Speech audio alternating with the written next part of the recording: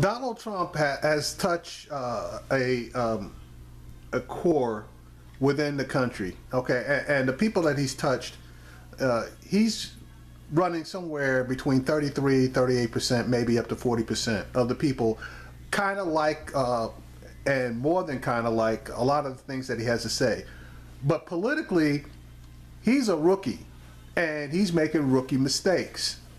And some of them aren't even rookie mistakes. Some of them are just the way he is, that are being exposed, and to regular people, just ordinary people, some of this crap is unacceptable. But that's Donald Trump. I'm gonna play this segment from MSNBC, and I cannot believe that he got out there and said that there's going to be a big surprise, because everybody and their brother knew that he was going to get his ass kicked in Wisconsin. And when the Clintons, they were talking about their race, they knew that they were going to get beat in Wisconsin, and they basically tried to lower expectations. This guy gets out there trying to raise expectations and then gets slaughtered. I think we're going to have a great day. We had a phenomenal poll come out last night. Actually, a pollster that called South Carolina, I wasn't supposed to win South Carolina. We won in really a landslide, Chris, and we feel really good about this. I think I'm going to do great in Wisconsin. I think the results will surprise you.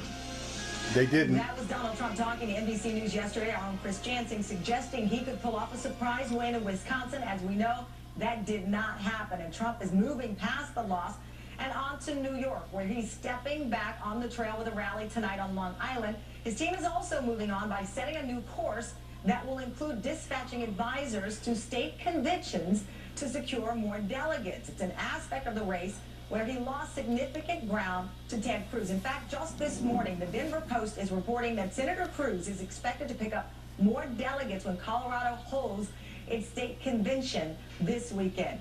Amid all of this, there are reports that there are big changes in the campaign and that there may be infighting. And joining me now, Bennett, senior advisor to the Trump campaign. Thanks for joining me.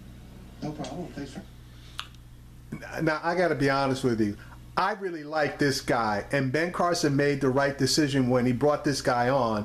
Ben Carson's his downfall was when he let Armstrong Williams basically start calling shots ahead of this guy. Because this guy, and I'm not a Republican, but this guy is great. I know you've seen the articles by now claiming that there's infighting in the campaign. You've been mentioned in one of the articles as a new influential hire to help Trump's campaign move forward. Are all of the claims that there's something going on, somewhat of a meltdown, is that true? No. I mean, I know that I only believe half of what I read. Sometimes it's hard to take which half, but this is not true. So from behind the scenes, as it's, again, I'm going to read more specifically, they're saying that the infighting to preserve his own power right now is the struggle of the campaign manager, Corey Lewandowski. They said he's tried to box out a number of people. There's also a report regarding some of the hires that have been laid off, and that the leader of the data team was replaced.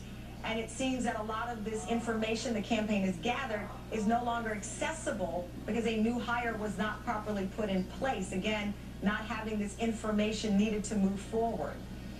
I mean, certainly as we move from state to state, some people go with us, some people don't.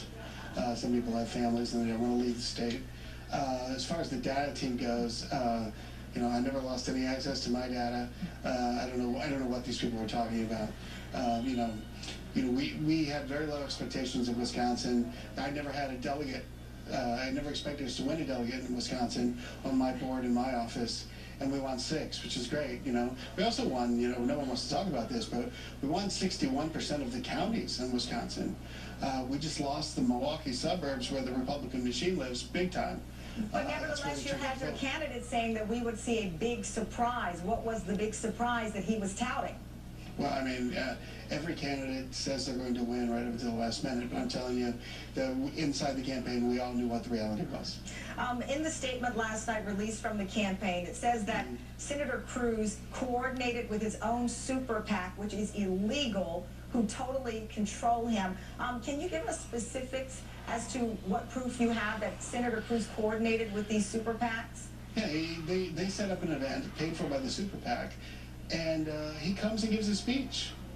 It's total coordination. They then film it and turn it into commercials. I mean, it's too cute by half. This is a problem that we have with super PACs right now, campaign finance laws in general. But as you know, what used to be a black and white line between the super PAC and the campaign is totally merging into some kind of fuzzy middle, and it's got to be stopped. Speaking of gotta be stopped, some people see that Wisconsin is a victory for Senator Cruz or a major victory for the Stop Trump campaign.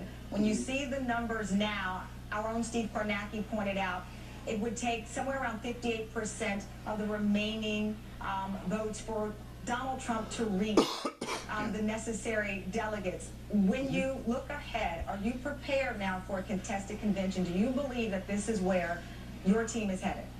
I know there's a major difference between the Republican primaries and the Democrat ones. In the Republican primaries, it's winner take all. So, you know, all that means is, you know, we've got to win 57% of the states that are left, which we'll easily do. You look at next up is New York. We're winning 56-20. Then Pennsylvania, we're winning 48-30. You know, then all these northeastern states, we're going to do very well. We're going to start racking up a lot of delegates in these winner take alls. You know, fortunately for Ted Cruz, you know, he let Governor Walker and his team and the establishment enter his campaign. He became a Trojan horse for them, if you will. But unfortunately for Ted Cruz, there are no more Scott Walkers around the country. He's the best. He's by far the best. He's not going to run into that anyplace else. And you know, reality is reality. You know, like I said, we won 61% of the counties. We just didn't win these Scott Walker machine counties. All right. Well, thank you so much for your time. We greatly appreciate it. We'll see what happens next in the campaign. But certainly the Northeast will be critical for both Senator Cruz and Donald Trump. Barry Bennett, thank you so much for your time. Greatly appreciate it. Thank you. Barry Bennett is, I'm just telling you, I wish that that he had been running the Sanders campaign, because this guy is absolutely the best.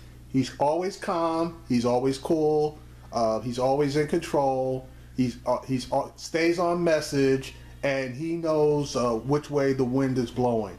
And again, the best move that Carson ever made was to bring this guy on. Carson might still be in the race at this point.